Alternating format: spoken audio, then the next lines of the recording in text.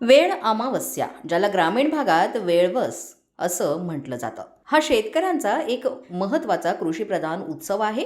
या उत्सवाची मुळे कर्नाटकात असून आज तो महाराष्ट्रातील नांदेड, धाराशिव, लातूर, सोलापूर, परभणी आणि उर्वरित भागात श्रद्धेनं साजरा केला जातो. हा उत्सव मार्गशीर्ष महिन्यातील अमावस्येला साजरा होतो. पेरणीनंतर येणारी 7वी अमावस्या म्हणजेच वेळ अमावस्या. पेरणी पूर्ण झाल्यानंतर पीक चांगलं यावं, पावसाची साथ मिळावी आणि शेतकऱ्यांच्या मेहनतीला फळ यावं, या भावनेतून या सणाची सुरुवात झाली असल्याचं मानलं जातंय.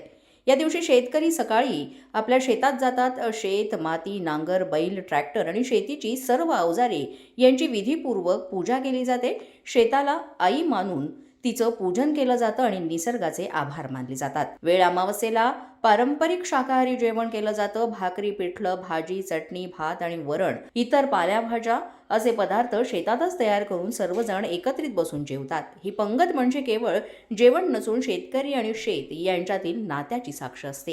ही परंपरा केवळ धार्मिक नाही, तर ती शेतकऱ्याच्या जीवन पद्धतीचा भाग आहे. निसर्गावर अवलंबून असलेले शेतकरी आपल्या श्रमाला, मातीला आणि पिकाला नम्रपणे वंदन करतात. आजही अनेक गावात ही परंपरा जपली जाते आणि पुढील पिढीपर्यंत पोहोचवली जाते.